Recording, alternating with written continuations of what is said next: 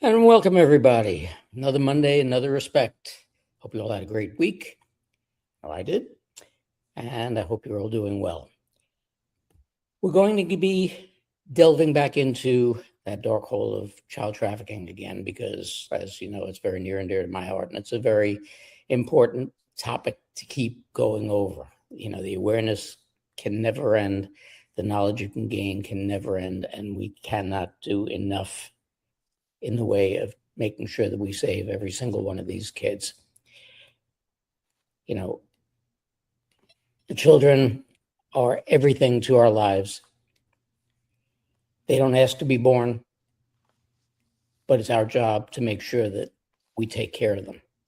And what's been done throughout the years has been absolutely horrific. And it's our duty to make sure that they're safe and they're well protected.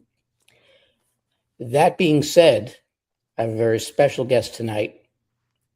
For the first time one-on-one is the wonderful Mary Flynn O'Neill. Welcome, Mary. Oh, thank you, Mark. Thank you for having me. I'm so happy and honored to be here, really. Thank It's you. an honor to have you. You know, you've worked so hard in this whole thing, as all of us have, but Yeah, you've that's really right. had a huge background in this, and you're constantly on the run. So I'm glad you're able to be here, because I know you are constantly running. But a lot of people, because a lot more of your work is in the background, you Yeah, know, I always talk about that in the sense that I'm just the mouth. The people who are really doing the work are in the background, and you are absolutely one of the huge figures in the background. But a lot of people don't know a whole hell of a lot about you. yeah. So let's give them a little bit of your background, what you're all about, and where you came from, what it is that you do, and what exactly America's future is, and what Sure. you do there. Sure. Well, so I'm a proud mother of three. I am a proud grandmother of four.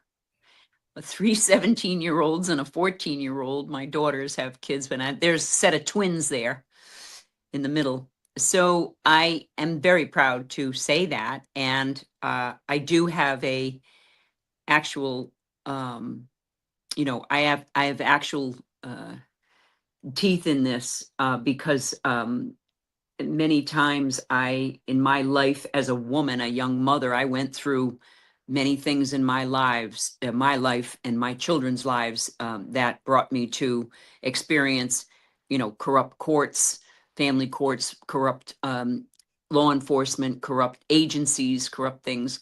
My grandchildren were taken from CPS from my daughter. I experienced domestic violence. First husband died at 40. He was a Marine, very, very serious cancer, but alcohol ridden.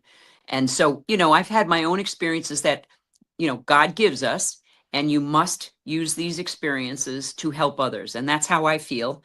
Also, the persecution of my own brother in the government, and those things that the Flynns went through, and 9 kids.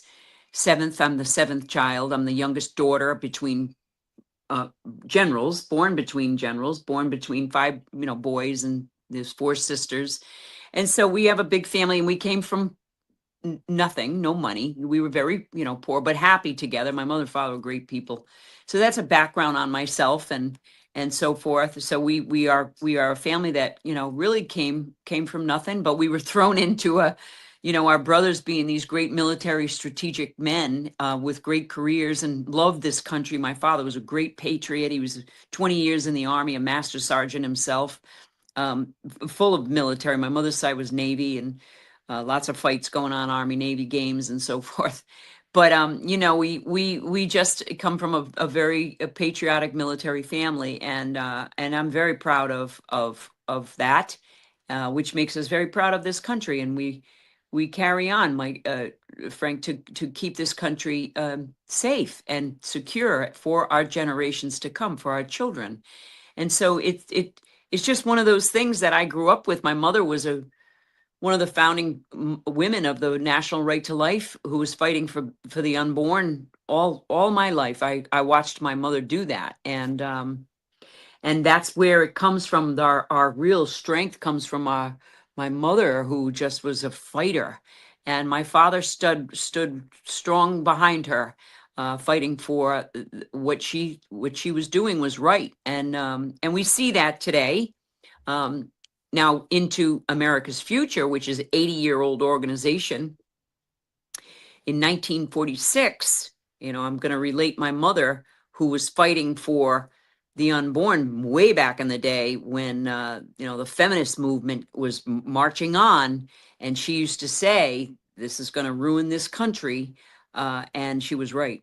The 1946 period, when America's Future became a legitimate, like, first nonprofit registered IRS 501c3, they did that to warn Americans that there was communism infiltrated in this country, and they were fighting for faith, family, and freedom. And there were over 1,000 card-carrying communist groups in this country before. So the World War II, 1946 was over, but it was before the Cold War. So, they were gentlemen and women that were trying to warn and talking about, entrepreneurship, the beauty of our country, the middle class, all the opportunities that we have, that we come from all over the world, but this country, brought together, Americans, that, American exceptionalism, the idea of civics and citizenry, and all these, great founding fathers, all these great principles and things that these founding fathers developed in this country. And that's what we want to preserve. And there are three arms to America's Future: building citizenry, educating citizenry, understanding what our founding documents meant, what it is to be a citizen, the duties we have. One is to vote. That's our duty. And then we have law and policy, which we're fighting very hard in the Supreme Court. We have had many victories. We just had another victory about, President Trump with firing the federal workers. It's way too massive. Our federal agencies are way too massive. He has to have the right to take care of this government. Reduce the federal workers, which is ridiculous. It's a waste of money, taxpayers' money, and all the corruption that we have been seeing with the Doge money and all these things going on. I mean, I can go on and on about that, but we are fighting the parents' right cases, the transgender mutilation of genital, pieces that are going on. Our First Amendment rights, our Second Amendment rights are under attack. People don't even know that they're sneaking these bills in, these laws in, to change our Second Amendment, take our Second Amendment. We cannot lose our Second Amendment right. That's what happened in Canada, in Australia. They take your guns away and you're done. We have to have the right to defend ourselves and our families. And so these cases that we had are massive, and they're not just one kind, not just like we're fighting abortion or fighting, for pro-life. We're not fighting one, we're fighting all the big cases. And you can read that on americasfuture.net and our law and policy. Please, I encourage people to go look at our libraries. They are full of resources, full of information.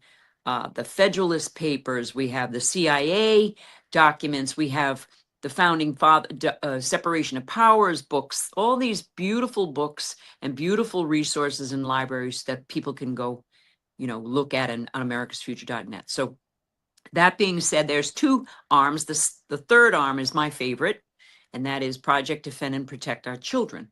And that is a expert team that I put together 2.5 years ago. It'll be coming on 3 years, that I decided that with all this war on children, crimes against children, not just the trafficking, but the labor, the grooming, the organ harvesting, the mutilation of children, the whole, idea of all enemies using children to abuse, to destroy, for their own reasons, and that is evil, and that is the war on children. And so we have been going around this nation I've been networking, trying to help good organizations who are legitimately helping stop this, eradicate this, because many organizations have been doing this a long time, but here we are at the worst stage we can ever be right now. So they really haven't been trying to stop child trafficking. Many of them have, NGOs are not compliant. Okay, let's put it that way, because that's another thing I am. That's what gives me the kind of gift I have that God gave me, which is the finance, compliance, and auditing. I have been in business over 45 years in mostly nonprofit, but I have found the money. I am a person that tracks. I have been brought into companies to either shut them down or fix them or help them. They just don't know compliance, and I have found money. That's how I found Catholic Charities up in New England and working in the Catholic Church. And I found the money laundering and how they worked it, and ended up testifying down here in Florida against 3 NGOs, the biggest 3 NGOs that have been giving money from the government, has been giving them, and they have been trafficking children across this country. And that was during the Biden administration with the border. And that is Catholic Charities, Jewish Foundation, and the Lutheran Social Services, which have all been under investigation. And with the help of Tara Rodas and many of these whistleblowers, thank God for them, we have been able to blow that lid off and continue on. And so I am a networker. I find the right people at the right time. I find solutions. I want action. I do not want to sit back anymore and keep talking about this stuff. We must find ways to put an end to buyers and sellers of children and just that are destroying this country. And it's very sad what's going on with these Epstein files and all this stuff we're seeing, because it's reality. Frank, it's reality. It really is, Mark, excuse me. I'm talking about Frank. I was just talking to two Franks today. Sorry. We get older and we get tired. We don't have it's the end of the day. Sorry. You don't have to tell me. You don't have to tell me. And I've been called much worse, so don't worry about it. Oh, thank you. Me too. I have too. But, it's funny because you brought up 2 things. Yeah. That before we move on, I wanted to discuss. The first time that I had you on, first time that I met you was with Michelle Peterson. Yeah. And a lot of people, it's hard to believe it was well over a year ago already. And a lot of people don't really understand or grasp what this whole thing is all about. They don't understand what grooming is. They don't understand how it's not just something that happens on the internet. No. It's something that happens right there in your own home in a way. And that's exactly what happened with Michelle's son. Yeah, that's right. So give people an idea about the scourge of grooming. Yeah, it's pretty insane. I mean, so I'm going to give you a couple of reports that I had. I always ask my team to give me, because we have a great cyber team and so forth, and and by the way, I do vet people, because I do want to know who I'm dealing with, because bad players come in and try to hurt good people, and stop things, good people from doing their job and trying to, fight this thing, because it's not an easy fight. But 20.5 million reports, okay, of suspected child sexual exploitation were made in 2024. That's about all the, we're having a tough time pulling new data, because they basically stopped giving data with the Biden administration. So Trump's now been in about a year now. So we're trying to catch up with gathering it, because they basically stopped. They just destroyed that whole idea of reporting and getting reports and understanding what we're up against. And to give you an idea of AI generated exploitation increase, it increased 1,300% in 2024. And those are ideas that are very real. Okay. Those kinds of facts. Now, AI, okay, related exploitation this is another one that blows my mind, rose from 6,800 cases in 2024 to 440,000 cases in 2025. So that's like an insane percentage. That's over 6,000% increase. Okay.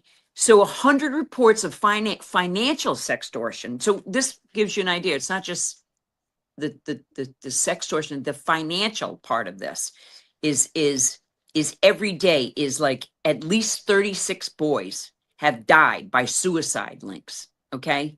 Now I'm just giving you some numbers. It's a over $350 billion business in this country, this industry. And I'm talking about war on children, the exploitation of children, any way they can do it, anyhow they can do it. And they're way ahead of the law enforcement because that's what criminals do. They literally find every day a way to get around to continue their criminal behavior in any way they can, meaning you're seeing more and more cases of people getting arrested because they're on it. Because, this administration is doing, it's overwhelming. I really don't believe that when they came in after Biden, first of all, they were destroying evidence, they were destroying data. So for a little bit of time, they didn't know what to do and where to look and what to think about, because once they did in this administration, I really believe that they just couldn't believe how bad it was. I mean, when you have, Tara Rodas saying that they're missing 350,000 children from the border, that's not the real data. That's just a guess. That's what they can see. So literally they were pouring children by NGOs outside the country, and they were getting them across the border, and the NGOs on this side were taking them through our government agencies, our places, Pomona, for example, and then just moving them into trafficking areas, moving children to different areas. I mean, we already know by testimony, they were giving sponsors who were never vetted, no DNA was taken. So that's why they can't find children, because there was no DNA. But these sponsors were not vetted. So they were giving kids, and we know this from testimony, to people that were very bad people, that were traffickers, that were perverted people that were harming children, and buying and selling children. So this stuff is, and Trump is, President Trump, this administration it's struggling to find that, to help to get that information under control. And so, we have so many families and children that have been ignored. And that's sad. I mean, I know Tom Homan is doing the best they can. Our Homeland Security is doing the best they can. Look at ICE. Look at what we see these, and then we have people protesting and blocking and trying to, everywhere they go, they're going to find children. My thing is that what we're trying to do with our programs is get, an organization like ARC, Association of Recovery Children. We need advocates. We need to take this system that exists and break it up and build a new system. That's what my brain does as an accountant, as a finance auditor.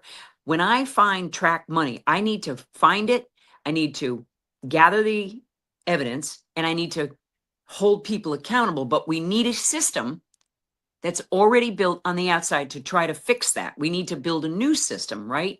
So, building advocates takes good people all over this country, and it takes those advocates and it puts them into a new system, a new group of people, instead of using a broken system like the foster care system, which we know kids have been trafficked through. When I audit and I find money being missing, I shut down the whole system. That's what you do. So to me, when we find a child that's died in a state through CPS or foster care, I shut down the whole system. I don't care. We got to go everywhere we find a child, well, that child has died, we need to go examine everybody that has had their hands on that child or investigated or some trail that needs to exist. It exists, but we need to shut it down. We have to find a new way, a new system. We cannot be working in the old system. It's gone. It's too corrupt. And that's the sad part about what the American people need to understand. That's why we need help from the American people. They need to be in their local communities, finding as much, helping, but finding as much corruption as they can, exposing it, and let's fix it. Let's work together to fix it. It's not like we haven't been around this country training people. They're getting training. There's resources. I mean, that's why the role of the church is so important, because the role of the church is a community that can work, that can be another system. And we know that there's churches that are just taking money from people and they're not doing the right thing. Okay. So get out of that church. If there's a church that's taking money from the government, that's not a good thing. The government owns them. I mean, look at COVID. They shut down church. Look at the Catholic Church. I experienced it. They shut down churches. Catholics were lost. They didn't know how to go read a Bible. They didn't know where to go. They were lost. And that was done purposely. So, that's how I feel. I mean, the thing is when you look at this entire situation and you look at what's going on and what had been going on, I mean, seriously, how did we get here? Besides, unfortunately, what's always been the case, people turning the blind eye. Yeah. They don't want to understand it. They don't want to admit to it. They don't want to face it. And they don't want to do anything about it. They push it off as somebody else's job. Yeah. How did we get to where we were that you got a 6,000% increase over the course of a year? Right. Well, we got here a couple of ways. We got here on an agenda. I truly believe that America, from the beginning of this country, was a big experiment for very bad people. If you think the British were just going to lay their arms down when George Washington, won that battle, then you're crazy. So that's one thing. They never were going to just turn it over to us.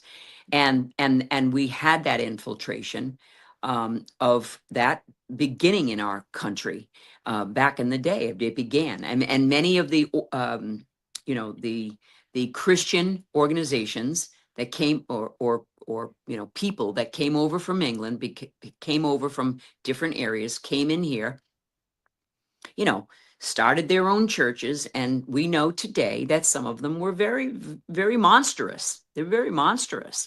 Okay. I mean, I know my faith, the Catholic faith, they called them fit-in Catholics. And they were just afraid that they weren't going to be able to, because there was so much fighting going on in like, say, Ireland with the church, the Protestant church and the Catholics, and even in England. Those things were happening over around this country, this beautiful country. So you get here and opportunity. They thought they literally found paradise here. They saw all these resources in this beautiful land, this beautiful, lush, beautiful land God gave us, that, the founding fathers, they studied, they knew exactly what they were being told to do by God. And that was bring this country into a Judeo-Christian country. And this was, where we were running from tyranny. But on the other hand, we were up against infiltration. This kind of evil always exists, right? It just always does.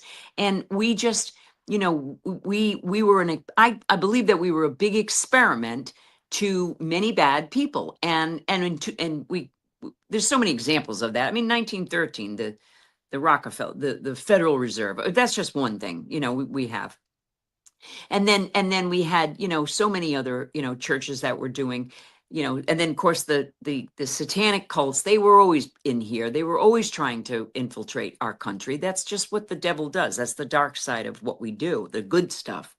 Now that is to be said, there's an agenda that was taking place. We were an experiment, and they were experimenting on us all the time. I mean, we know Hollywood, CIA came into all that. And and I got to say this, There are good Christians and there are bad Christians. There are good Jewish people. There are bad Jewish people. There are, Methodists. There are all kinds of, there are Islam. There are Hindu. There are people that are in religious institutions that are always going to be, I want control of the world, right? These fanatics that we know through the history of our world that this always happens.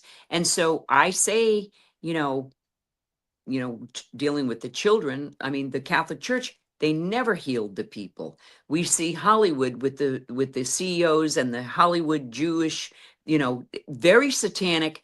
There are Christian satanic. It's just there. It just exists. We need to understand it's not anti-Semitism. It's not racism. That's just shit that they throw into people to divide us.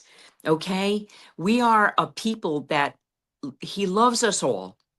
God loves us all. And we have to understand that we cannot lie, steal, cheat each other. We've got to understand that we have to, love each other and start to deal with each other on a one-on-one, in a civil way to be in society. We cannot have this dark side stealing our souls and just, it's an evil and it's a goodness. You know what I mean? So we got to accept this spiritual warfare. We really do. So there's one thing that happened, these infiltrations and this experiment on us, which they have no right to experiment on human beings. It's just not, it's crimes against humanity. We have to understand that. And we need to start calling it that. Now, the other thing is we fell asleep. Americans fell asleep. We are so spoiled. We are so complacent, especially my age. I mean, I'm in my 60s and I know my brother and I talk about this. General Flynn and I always talk about this. We were asleep. We were just growing up as kids and we were like happy, happy, happy, love, drinking age was 18. No wars, you know what I mean? And we were just doing our thing and we were just letting the politicians tell us that everything was fine. And we never took and participated in the electoral system and the way that our there were many in my group that they didn't even vote. They didn't care. They just let everybody, keep our country and look at what we see. Look at all the corruption that built, deepened, and we were asleep. And that's our responsibility. We must take responsibility for it. It's why my brother and I fight so hard, not only because he was persecuted and what they did to him, but we have to take that fight, and we have to never forget, but we have to always continue this fight. We cannot let our grandchildren lose this. I can't go to sleep turning this country over to my grandchildren like this. It's not going to happen, and that's why this is a good fight to be in. I mean, I'm excited about this fight because we were built for this. That's what we were built for. That's why we're here. That's why God has us here, because we are here at a good time to help get this thing right. Well, this is something I've said to my daughter numerous times. I said, very much so like in high school and college, you are sleeping through history. Yes. And yes, people have to be aware. That's right. Religious organizations, organized religion in general. Yes. Always been the great divide. Yes. Because it's control. That's right. It's power. And That's if you don't maintain that control, you don't maintain the power over your quote unquote flock, well, you're out of business. Yeah. And they don't want to be that. And the media, and I experienced that for most of my life. Yeah. Words hurt. Yes, and improper words can do a lot of damage. That's right. And the pushing of the division between the government and probably their most powerful arm, which is not the military, it is the mainstream media. Oh, yeah, it's a mess. Oh, yeah. I mean, there's an agenda. They used it all. They weaponized a lot of these systems, industrial, complexes and all. They're all over the place, and they used every single part. They're strategic. plan was very big, was very good. Their messaging, they're soldiers. They did it, and people that were traditional people that just love their family, faith, and freedom, and go to work and work hard. And the middle class, that's the destruction. They destroyed the middle class, and that they had to do, because that's grassroots. That's the heart and soul of this country. Is this No other nation has a middle class. No other nation. Remember, they have we're the only nation that has a middle class. It's either rich, rich, rich, or poor, poor, poor. So that's something they had to destroy. Like you just said, they had to destroy all systems, and they did a good job with it. And here we are. Here we are. Well, they took apart, it was, and that's the perfect word. You've used it several times already, agenda, Mm-hmm. because it was very clear. And I just went through this with Scott McKay. You're dealing with a situation where they set up this agenda. You come home from World War II, the war to end all wars, and what do? You got Operation Paperclip. Yeah, You that's got right. Operation Mockingbird. Oh, yeah. And that was all conspiracy, right? But no, it's not, right? No, Right. I mean, the one thing that has puzzled me to this day, Yeah. because part of the agenda was to break up the family unit, That's right. get off the gold standard so that you had to have both parents working in order to support a household. Oh, I know. And thus nobody's watching the kids. Yeah, I know. Now your Department of Education, Yeah, in charge of your kids, that's right. and the agenda that they have rolled Oh, yeah. forward. Yeah. And look, we wouldn't be where we are Yeah. in this battle if it wasn't for the internet. That's exactly. Well, that's right. You just nailed it, Mark. The internet, the technology. That's it. That's the other problem that we have. Well, but it's a double-edged sword, because we Right. could not have fought this battle without the internet. We would not be where we are without the internet. But by the same token, and I've stated this, and I'd love to hear your opinion on it. I've stated this a number of times, that the president has a habit of putting people in the limelight that he wants to expose, Yes. giving them the rope and letting them hang themselves. Yeah. And I noticed that because there's a huge push, and having been an engineer my entire life, I know the dangers of AI. And Yeah. he made a whole big deal having all these business people in his office, and AI and blah, blah, blah, blah. I think that he was setting it up because he knows and recognizes the dangers of AI, because AI is a computer program. Yeah. And computer programs, like we used in broadcast engineering all the time. That's It's right. garbage in, garbage out. Yeah, that's So right. if you're putting garbage in, you are going to get garbage out. And with that garbage out, imagine the people that you are going to be affecting. Oh, yeah, that's right. So, I mean, well, we got, in the wrong hands, just like I talked about the dark side of everything. There's a good side, dark side, spiritual war. In the wrong, and I go around and I speak about AI a lot, and I've been speaking at different areas around Florida about AI and the dangers and how to protect children and so forth. There's, every state's going to have these bills they're going to have to pass, because there's no regulations on anything right now. I mean, it's a literal free for all. But in the wrong hands, it's going to be the wrong things for your children and for your family. It's going to be used to the dark side. It's going to be used to hurt us. And because, God gives us, he's the creator. He gives us these gifts to create. And the dark side uses creative people because they don't know how to create. And he uses God's people to do these bad things, right? For him, for purposes that we see. The dangers are incredible for parents with children.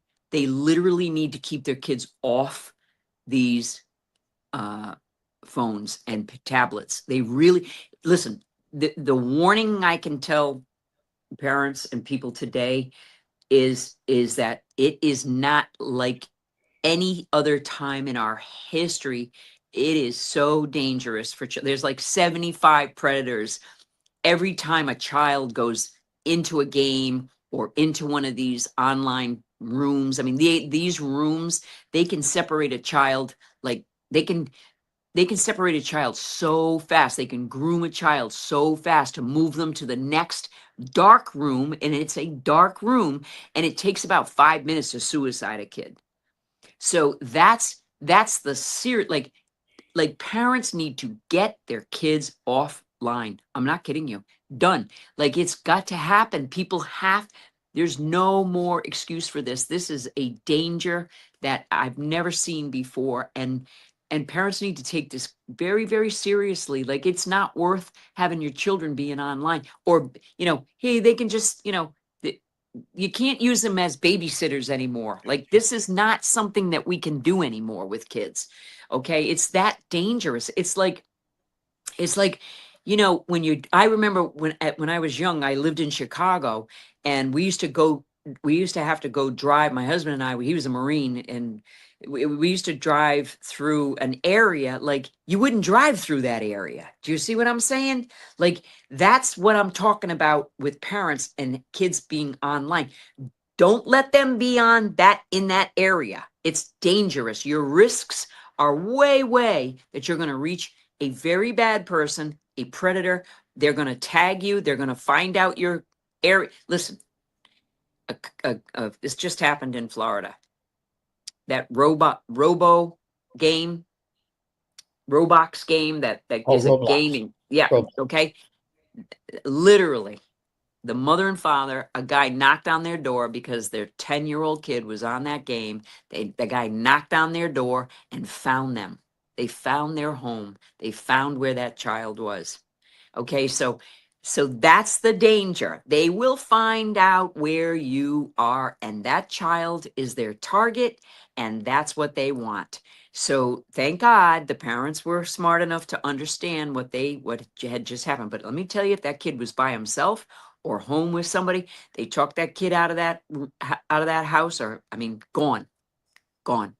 So it's a warning that I really want people to understand. Like it's not a joke anymore, and you can't rely on the law enforcement all the time to like be there on a 911, because I'm sorry, but it's not that fast. It's faster on the online grooming on the online than it is for you to call the cops, get the cops here, and then take a report, and then gone. You never know what's happened to your child. Okay, it's very serious. I Well, can't tell people enough that they are really putting their children at risk by letting them be online, and until things get resolved, people need to understand that it's just that serious. the Look at the way, increases. Look at the cases that we're finding. the way It's you crazy. laid it out, just it popped into my mind the simple fact. Like I said, there's been an agenda Yes. all throughout. Yes. But if you look and, to use that word grooming, Yeah. Oh yeah. we, we, and we are seniors, Yes. we have been groomed Oh yes. because it got us to the point. If you follow the timeline Yes. from the time that we were born That's right. to now, and you watch, and I've mentioned this a billion times because Mhm. it's so prevalent in regard to the way that we live our lives and the way that we look at the importance of things. Yep. The fact that people will go and sit out in the rain or the cold or whatever for 3 or 4 days to get the new iPhone, Oh, or they oh, will wait for the new Xbox or this, that, or the other, but they can't go and vote on election day. no kidding. That's right. So it's the programming Yeah. and the selfishness. And I always say that That's the right. me generation began Oh yeah. under Ronald Reagan. Yeah. 100%. Yeah. 1980 and beyond, the me generation started. Absolutely. No question. Yep. And we have been programmed that way. Yes, we And have. then when you add to the fact, Yep. as I said before, that you can't have a family with one person supporting the household, Oh yeah. unfortunately, because of the me mentality, and the fact that by the time they get home, they're exhausted and they don't want to be bothered with helping the kids with homework, most Parenting. of which they can't That's right. even do That's right. because they don't understand the way this stuff is being taught. I know. I know. These kids are left dangling. Yeah, and we, we do, yeah, we do, and we have a problem in the public school system, and they're literally there's no opportunity anymore for kids in public schools. They're the kids that can't their parents can't afford to these other kind of schools and so forth, and so they really are targeting. I mean, the teachers at unions are targeting. They're not teaching math, science, and English and civics. They're teaching social. Like they got these kids that they can do walkouts for ICE to go protest ICE. I mean, are you kidding me? Like that never existed when we were growing up. That we would never. We did the Pledge of Allegiance. We did all these things. We still had respect. Now, see, that's the problem with the parents should never ever allow that either. They really shouldn't. They should never allow because they're paying taxes. That's public school is a tax-paying entity. So, you got to stand up for your money. At least I always say this to people too. It's your money. It's your money. It's not, they have groomed us. You're talking about grooming. They have groomed us and kind of controlled our minds about this. They think it's like their money. It's our money. That's another thing. We don't realize it's our money, And that's the thing I don't understand.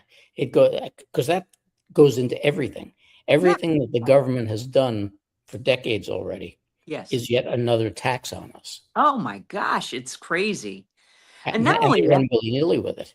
yeah, no, I mean, the other thing that's so unreal that people should understand is that our tax money has been like trillions. Doge found trillions. It's in every state, red, blue, whatever. It's in every state because that's the greed of people. That's what happens to people. The temptation of greed, of power, of this way of life that I want and gimme and hoarding, and it's all about that, and it's happening in every state, and if we had a massive amount of people to audit, which I have a couple of ideas what we could do, but it's like it needs to be done because people need to be held accountable. But with that being said, we have this idea of entitlement too, and this thing that Americans, they're not only being stolen from our government, but when you go to a church or you go worship, they're stealing your money too. If you're not watching it, you're being doubly taken by this money, being government, and then you go to a church and they're taking your money. Like, find out where your money's going. I mean, Catholics, I always, once I found the money that was going on with Catholic Charity and these U.S. bishops, and I used to say to Catholics, please stop giving your money to Catholic Charities. You're giving your money to things that are very evil. We can't do that anymore. God doesn't want us to do that. He doesn't want us to use our hard-earned money for evil things. Like you got to stop. It's a, what do you call it? It's an addiction. It's an obsession. It's whatever you want to call it, or it's mind control or whatever it is. We got to stop these bad habits, and it's okay. It's okay. Say no. But and especially again, our generation, we were That's right. raised with these dogmatic beliefs. That's right. And it was Good drummed word. in our heads. And it's the same thing. Look, it's the same thing with the mainstream media. That's Okay. right. When you grew up, God forbid you should come home and tell your parents Yeah. that a priest or a nun molested you. Yeah. Or abused right. you, or That's that right. a rabbi did anything, or that your Oh cleric yeah. Well, I or mean, the the highest police level of officer or the right. teacher. That's right. The highest level of abuse, and we know this for a fact, is familial. So nobody wanted to talk about that back in the day with it happening from an uncle.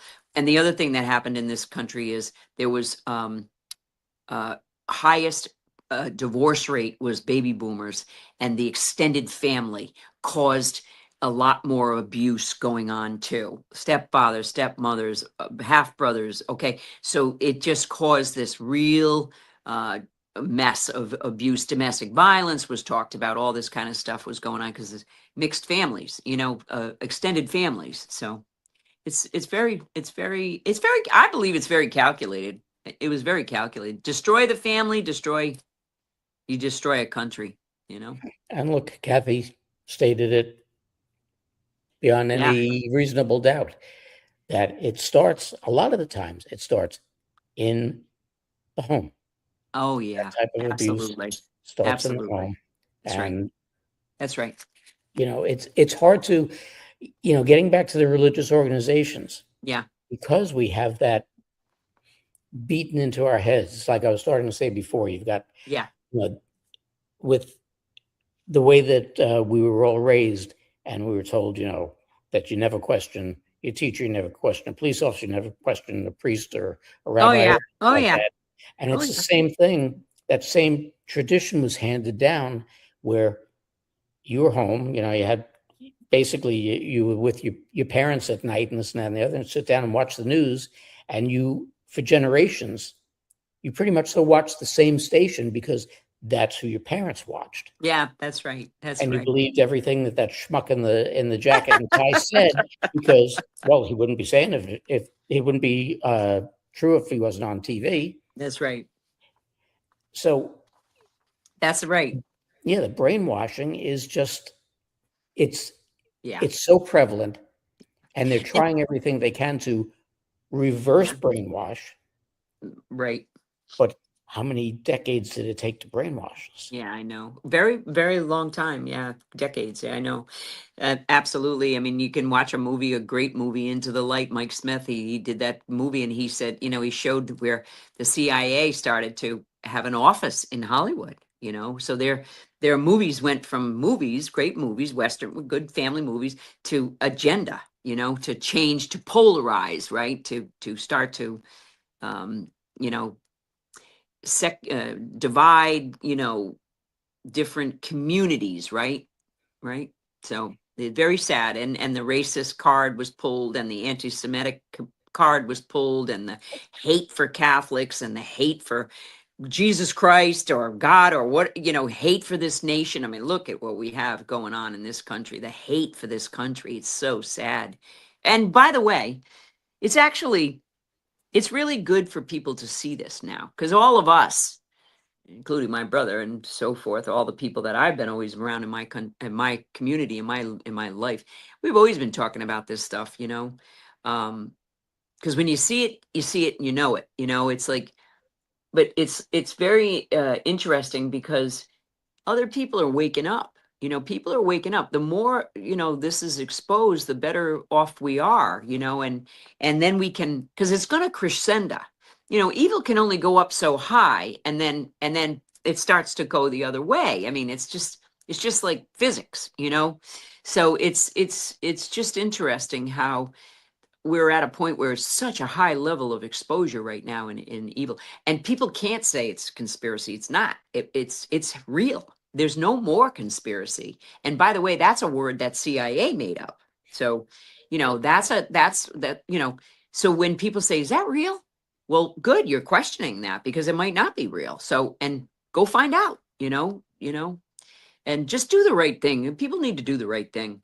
But there Well, is a message of hope too. We have to, uh, like I say today, going forward, what America's future does is, I want I want action.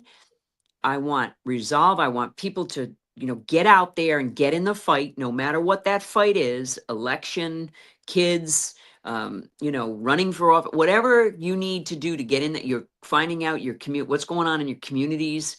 The threats of the enemies are, very high.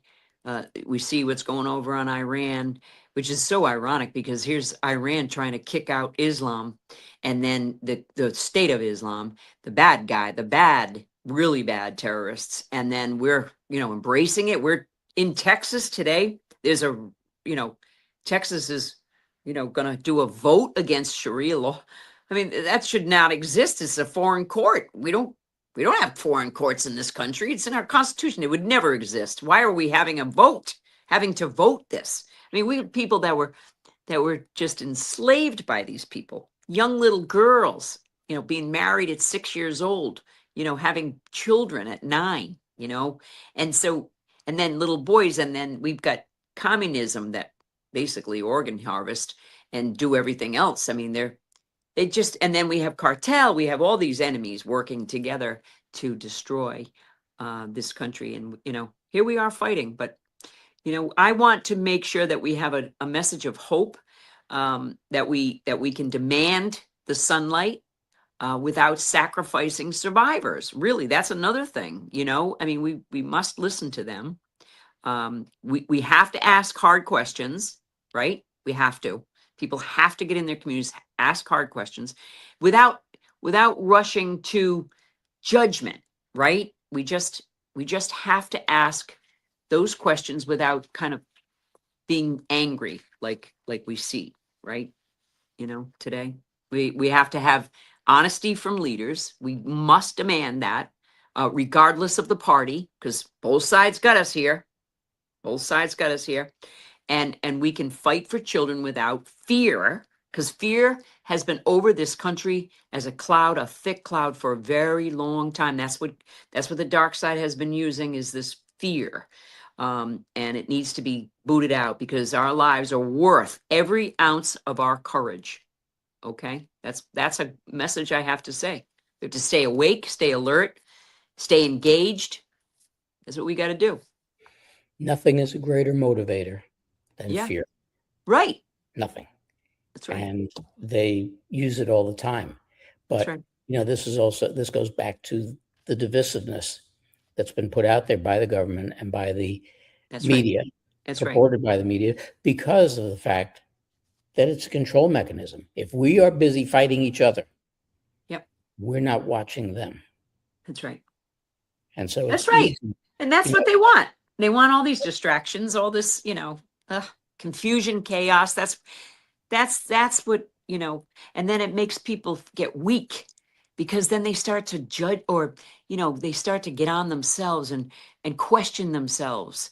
They start to say, am I going to be all right? Is this going to be, yes, we're going to be all right. We're going to be fine. We're going to fight through this. We're going to work together to fight through this, because we have kids to save and protect.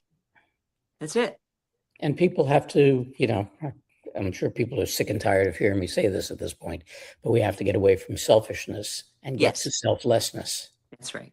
Because absolutely, we have to work together. Yeah, we do. Absolutely have to work together. Yeah, we to do. Battle the evil that we are battling. That's right. That's exactly right. I mean, where would you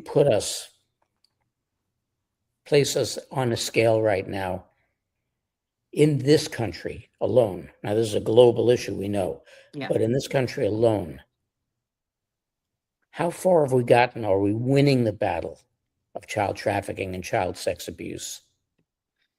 We got a long way to go, but there are, it's actually really encouraging to see all these,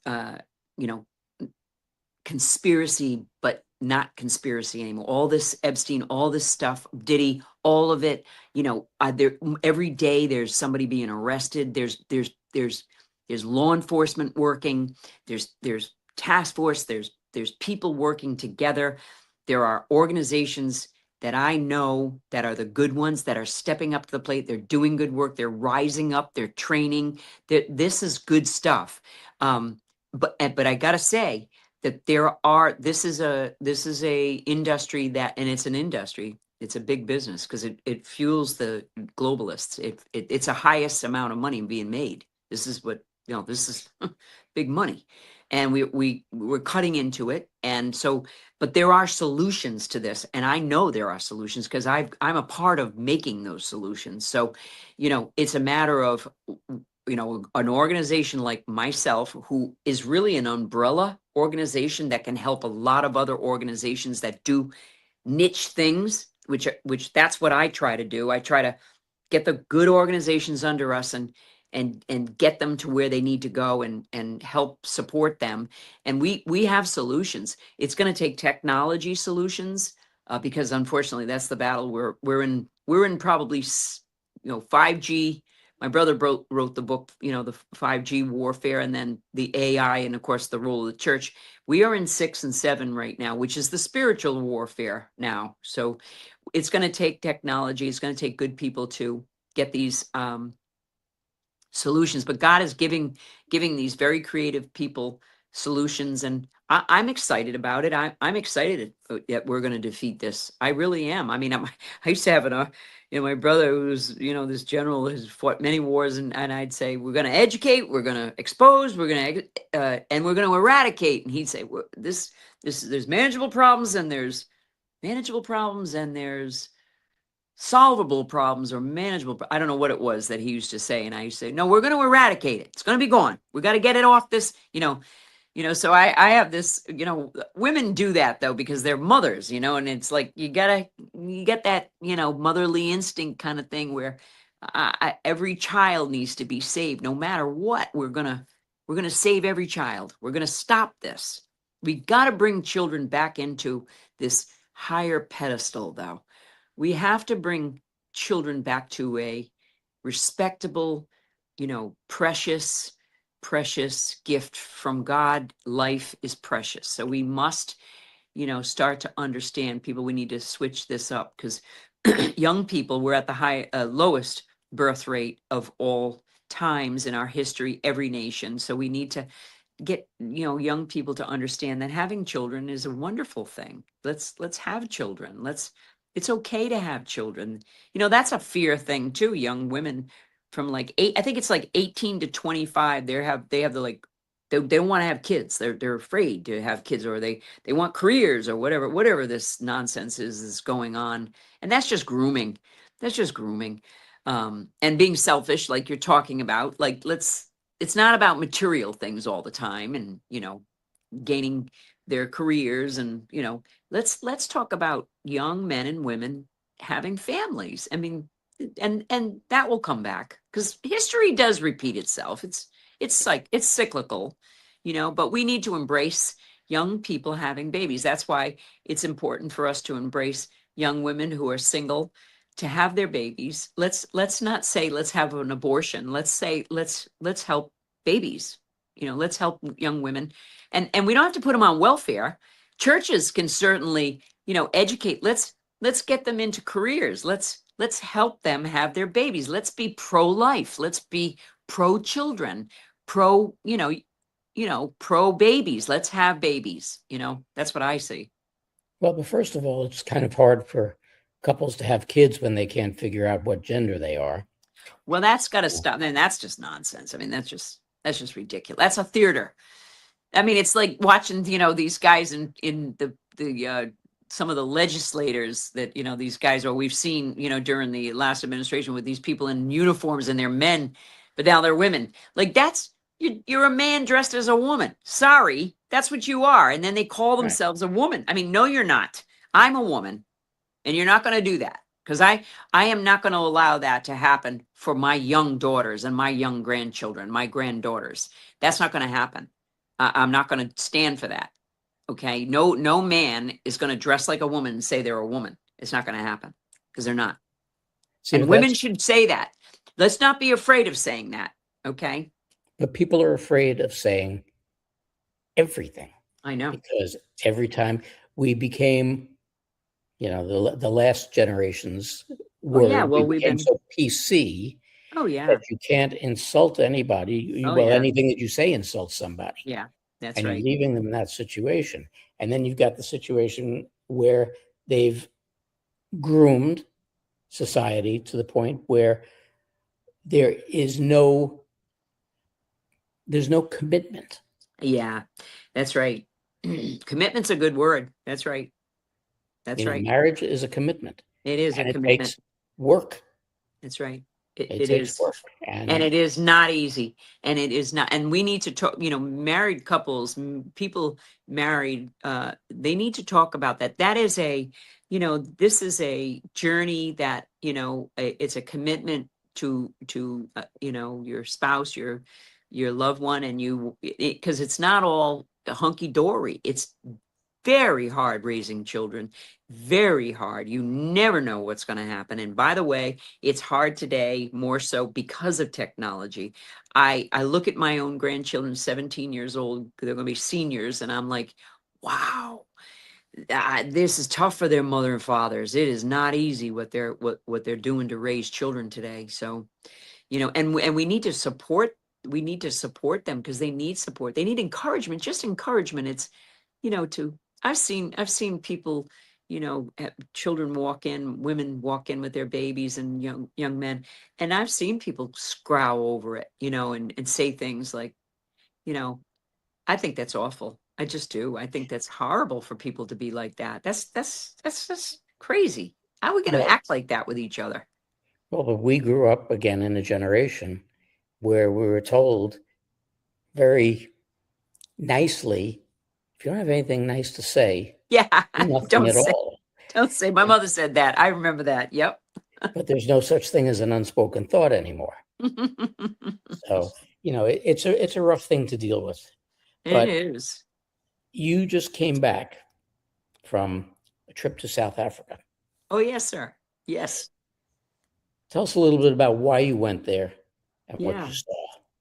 So South Africa, I mean, the furthest I've been is Ireland, Europe, that area. Of course, I've been to the Costa Rica, I've been down to South America and so forth in my life. And Jaco Boyan is a very good friend of mine. And his sister, Ilanka, who was trafficked herself, is an incredible story, Ilanka Deaton. And so um, they told me they were going to South Africa and so forth, and it just fell into place. And immediately I just felt the Holy Spirit just kind of move me to it, and the opportunity came along, and I just thought to myself, I deal with so many groups who are international, dealing with children trafficking and so forth. I wanted to experience it.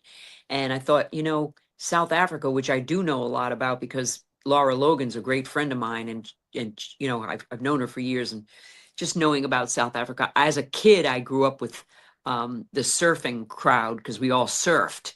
And there were a couple of South African pros that used to come and visit us in Newport and surf with us. So I was always like, South Africa. I always wanted to go there and surf because that's all I watched was that kind of, the waves, and these guys come here and surf with us, and I would watch them surf. It was incredible to me to watch how beautiful South Africa was. So that being said, it ended up that Jaco from South Africa has a brother who was opening a office, a ministry down there, Jacoboin Ministries, to combat the trafficking. Is very serious in South Africa, very serious.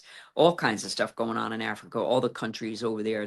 We all know the Christian persecution and all that serious mutilation and death going on, and the high end trafficking that's going on in South Africa. They're trafficking everything.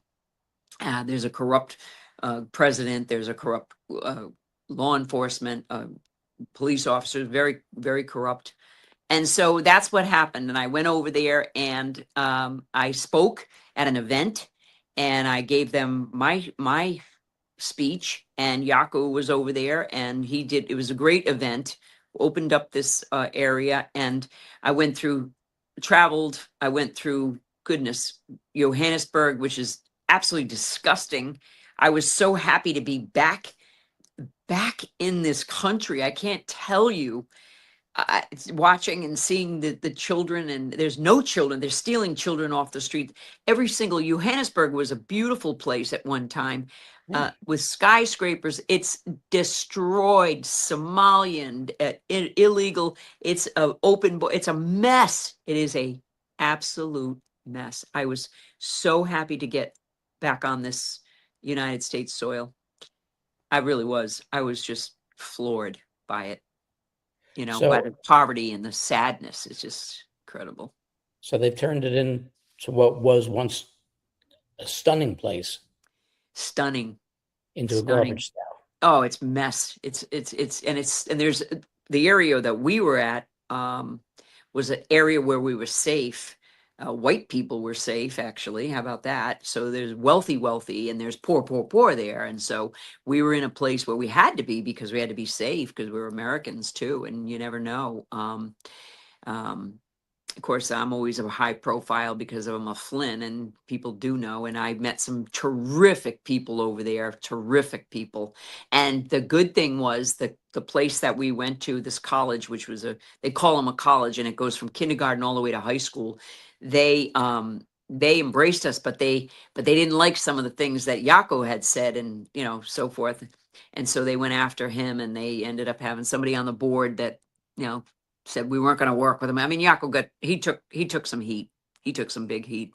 And so, but in reality, they're doing well, many stepping up to the plate for what we said. We said our piece, we did our thing, and there's an op-ed coming out I have written for my travel, and that'll be out, and I'll send it to you, Mark. But it was a great experience for me to have, and for me to see what I saw, and so I can bring it back here.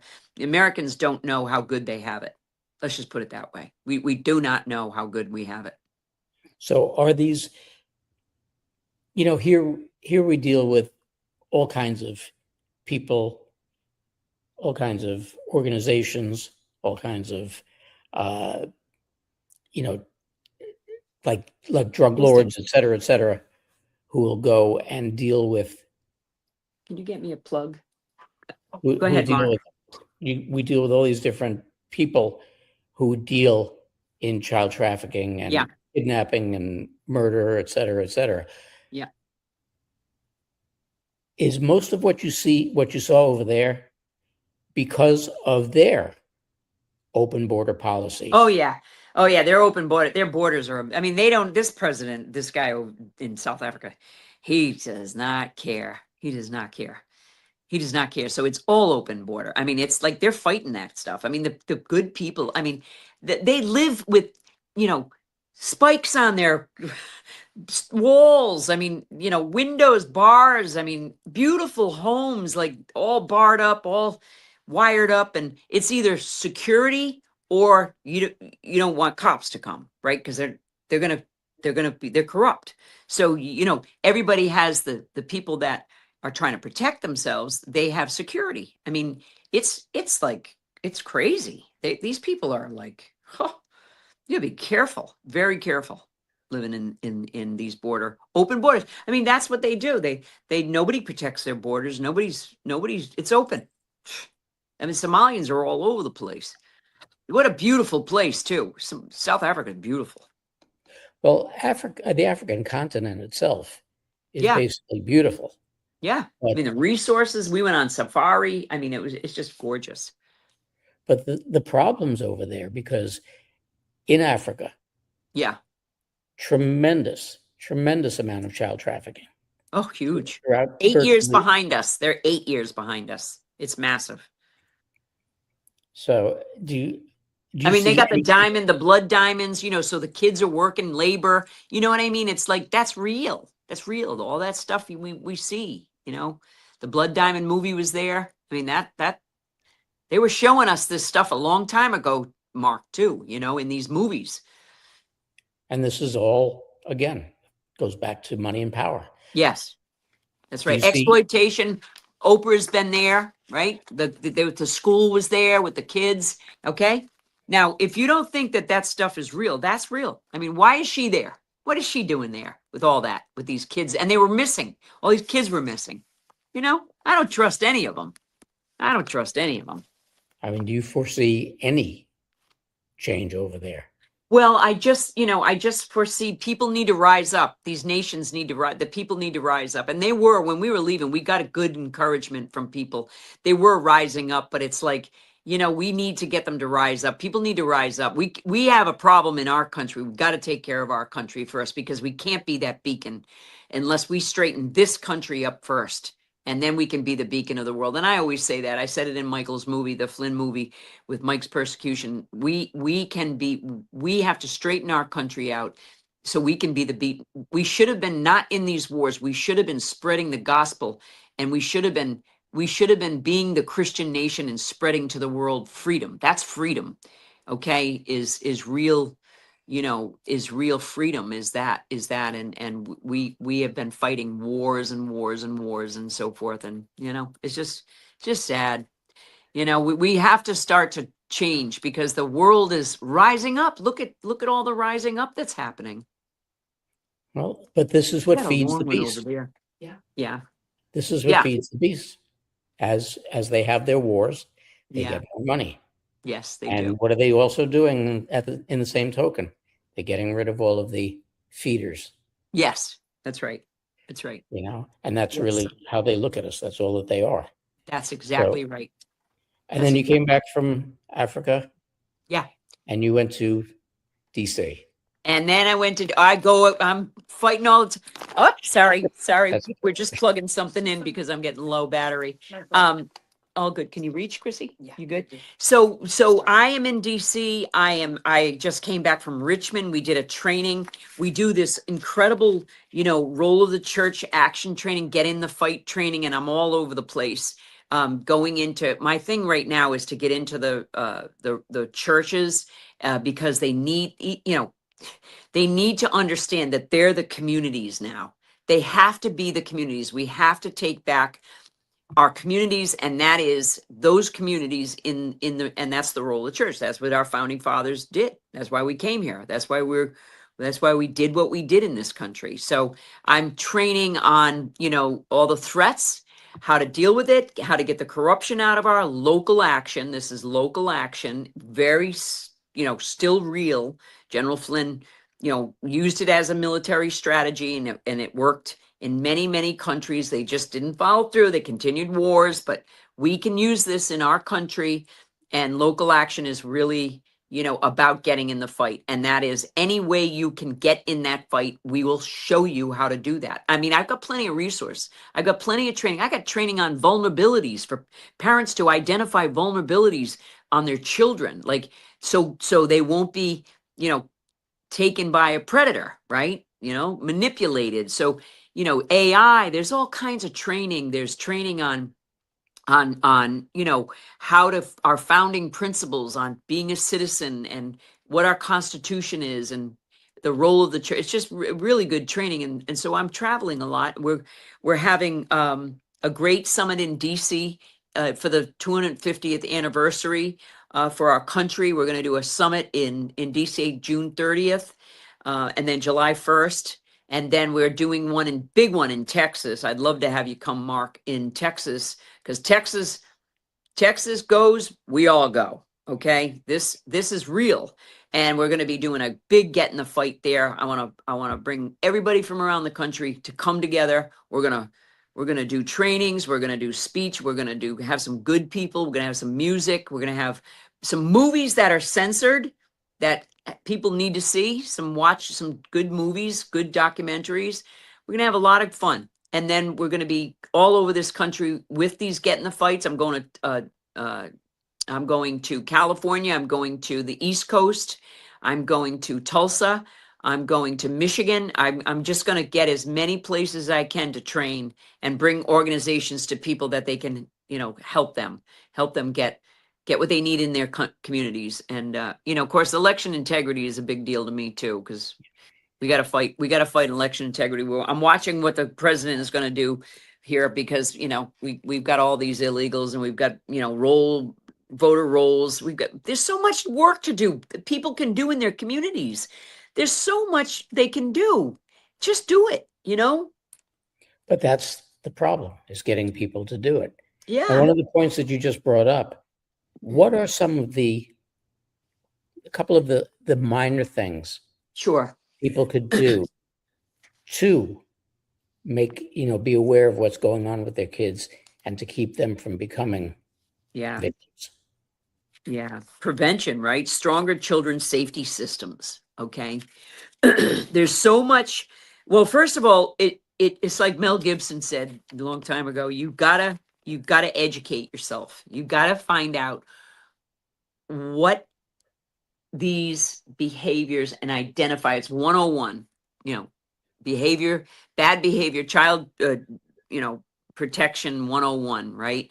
And that is, um, understanding behavior of the criminals and what to look for with your children. These are very basic. It's even in your community, what kind of businesses are around, what's going on in those businesses that are in your community. Is there anything that's kind of, you see, that's not looking right? I mean, we had massage parlors, we had cash businesses, we had businesses that have, like, 5 and 10 stores, like, behavior going in and out, drug trafficking going on, like those things. Communities need to come together and build their own community task force and really identify areas in your community. And I can give them resources. There's plenty of resources that we can give them.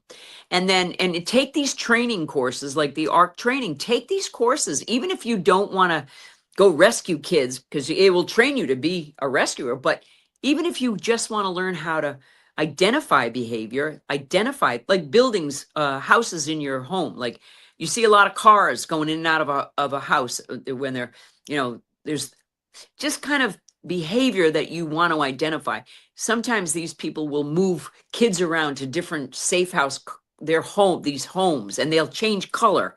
Real estate agents can be trained to identify things inside a home that, like, locks inside the doors, instead of outside the door, things like that. And then, we must use, preventative education, which I talked about earlier, about vulnerabilities, learning what your child's vulnerabilities are. There is great curriculum that can teach parents. We have a lot of citizens guidebooks coming out, and these are real truth, solution based books, and there's training for it. So, I mean, there's a new app coming out too that we have. Boz and Tina from ARC Training, they are building advocates. We need advocates. We need children. We need advocates. Children need help. They need to know who they can go to tell them something. Sometimes they don't feel good with law enforcement, which is sad, very sad, because we need to do that. Community is about that too. We want to know our sheriffs, know our police officers. I always tell churches, or anybody that has, daycare centers or anything that's children based, you can go to your local law enforcement, your chief, and these people, and you can ask them to give me a list of all the sexual predators that are registered sex offenders that are in my community, right around my building or my office or my work or my school or my church, whatever. You can do that. I used to do that at the Catholic Church. I used to get the chief, local people. He used to give me the register all the time, Oh, sorry. That's okay. Sorry. Yeah. So, I mean, those are, like, really important things to do. There's so much training, there's so much curriculum. So we have a long road to hoe with this. It's very, very yeah. difficult. Yes. It's very, we can't stress enough about the fact that people have to get involved. That's right. And I understand, and we've spoken about it a couple of times today, and I've spoken about it a bunch of times. I understand people's plights time-wise. That's right. But you have to put the time in. You have You to do. make time. And, another thing that a lot of the kids nowadays don't understand, kids who are parents, to me, they're kids, is when you get home from work, you're tired. You don't want to be bothered. You're hungry. Yeah. Kids first. Yeah, they are. They're just little kids. They don't know. They want to look, they love you. They're happy to see you. They don't care. There's too much burden on them. They're growing up too fast. We really have to bring kids back to being kids and not and the innocence of kids. And that is very important. There's too much, years ago, decades ago, with the talk about the Hollywood and the video game, all the technology building. One of the problems is violence increased.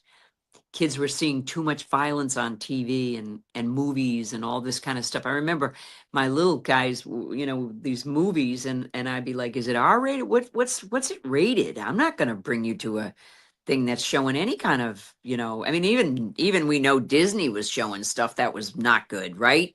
So it's like this is stuff like parents need to, like, they're not babysitting for you. You either take responsibility of your children or you're going to lose your children. Not meaning CPS. I'm talking about they disconnect from you. You'll lose them they'll disconnect from you if you're not in their lives. And you have a responsibility as a person who brings a child into this world to take responsibility for that child. Yep. And you have that responsibility, and that is what your responsibility is until they are adult age and they are able to take care of themselves and so forth. But I'm just telling you, like, parents need to, I mean, if we need to do parenting classes, there's plenty of good parenting classes. I mean, if this is the kind of thing, see, welfare fell off on that. Okay. Welfare became the career of young women. Okay. That's a career. It should never have been a career. That has absolutely ruined communities. Okay. I mean, oppressed people. It was a temporary thing out of the wars that were coming on, that women had no men coming back from wars because there were so many deaths. So women needed temporary help, and it's just temporary. They don't even make young women get GEDs anymore. They don't even make them do that. Like, and this was one of the things that supposedly, the administration had promised us, that welfare was not going to be a way of living anymore. Oh yeah, exactly. It was Exactly. going to be 3 months Yeah. and get yourself on your feet. Yep. After that, Yeah, temporary. get a job. And who does want to stay on this stuff? Are you kidding me? They control your life. So these young girls were like, they were okay with that. Like, that's ridiculous. And even that's generational. The welfare system went generational. I saw it up in Rhode Island. I saw it in New England. It's terrible. It's terrible. I mean, it's generational, and it's so bad. That was an agenda. That's an agenda. That was another weapon. Yep. And working in New York City all those years, let me tell you. Yes. I saw plenty of it. And that's right. All of the projects and this and that and the other. It was not that's fun. Right. That's right. I saw it myself, I mean, look, one thing that we've always lived by is the simple fact that the hardest thing a parent has to do with a child is say no. That's right. That's exactly right. We had a phrase with our daughter, better you should cry for a couple of minutes now. Yeah. Than we should cry for the rest of our lives. Yeah. Yeah. Well, kids need structure. They love structure. They thrive over it. And it's not like, I did make mistakes when I was growing up because I lost my husband when he was 40 years old. I was a single mom. And one of the things that I was dealing with was he was becoming sick and he was drinking a lot. And we literally would just, like, he would give him money, so, and I was working. So we were like, we gave him too much room to go, too much. There wasn't, I didn't pull back. I didn't get the structure. I did, because I wasn't a disciplinary person. I wasn't one to, I don't know. It was just maybe my generation. I don't know, but I made a lot of mistakes, and my kids, we talk about this today, but it took them a little bit longer to get mature. Because they had to be on their own because I was working. I was a single mom. So then I was like coming home and they were already home by themselves, and I can remember one day working and my son, I got a call from one of the girls down at the booths, this big property I used to run. I ran many properties. I had a big job with the Preservation Society, running all these historical properties. And she said, your son's down here. I said, what? She said, your son's down here. He's like 6 years old with a skateboard in his hand. He had walked from the house to the office where I was, which quite a distance, and he was looking for his mother, and it stopped in my track, and I couldn't believe that I had not realized that my little guy was on his own, like looking for his mother. He was home. He said he's going to decide to go walk with his skateboard and go find his mother because he knew where my office was. I'll never forget that. That was an eye opener for me, you know, and it could have been, and now what I know today, I mean, he could have been taken, you know, or whatever, you know, I mean, today more so, but Taken, hit by a car. I'm just telling you, I made mistakes, and I can tell you from the mistakes that I made, they need structure. They need certain disciplines. They need to be told they want to. I mean, my kids will tell me this is what they wanted, you know, and you know, and then their father died and I was all by myself with them, and oof, it's tough. I see it. But communities can help each other. They can help each other with kids. And you know, there are things that we can do to help each other today. And that's what people need to do. Again, it's They getting do. away from the selfishness and getting to the selflessness. They do. They do. Because when you give, That's and right. I've always lived by the golden rule. I believe that, and I always phrase it saying, you know, while there'll always be a prick in the crowd, Yeah. if you give what you expect to receive, 99.9% of the time you will get back in spades what you Oh, give. yeah. Yeah, absolutely. I mean, I can't tell you that, you know, I can never take away the mistakes I made and the things that I did growing up, and all the experiences in my life is why I'm here today, because all I want to do is first of all protect children, but I want to give all I can to people through my experiences, through my mistakes, is so we can, you know, help each other. You know, there's ways to help each other, and we really must do that. We really do. We got to bring back our communities, traditional communities. We really do. This stuff going on today is real bad for people. It's not sustainable. No, This evil and darkness and negativity and divide and polarizing and all this stuff, it's not sustainable. We won't make it. Many people won't survive it. So no. you know, you got to get back to your foundation of faith in this country, and having that faith, and being, you know, fearful of hurting the Lord, and you know, just just being real with people, you know, and being kind to each other. You know, but on the other hand, right now, we were built for battle, and there's no more taking this stuff anymore either. So, you know, I'm okay with that. No, we've got to be in the battle. Everybody's got to be in the battle, and everybody's got to be involved. We do. And we all have something. Yes. We can contribute. Absolutely. Mary, it's always a pleasure and an honor to have you. Thanks, Mark. A wealth You of too. information and Good conversation. Course, absolutely. And I want to thank, of course, Claudia, Kat, Carrie, and Doug, without whom we would just be two people sitting here having a conversation. So the best in the business, and they keep us going.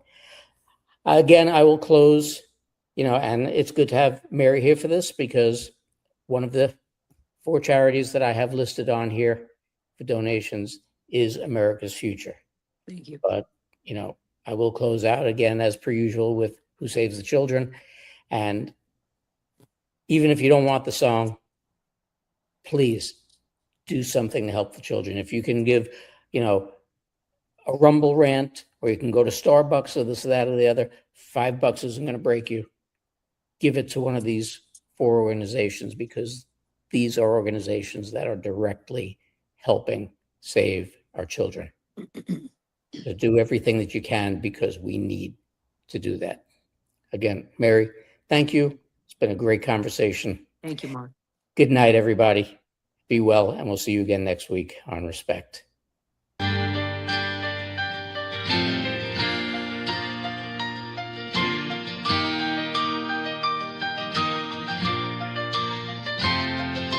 Children are the center of our world, and we do our best to show them that we care. But evil is lurking everywhere to steal their youth, kill their soul, show them things that they should never know. We live in the craziest of times, you never know what's in another's mind. We keep them safe, protect from bad, but they just choose to make them sad and keep their evil rituals alive. Who saves the children? We do, we do. Who keeps them safe and warm and so secure?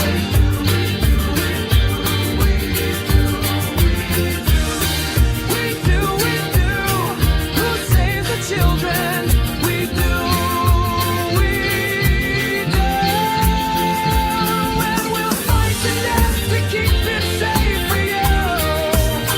We'll fight for what's right with all of our might, and we won't leave one single child behind.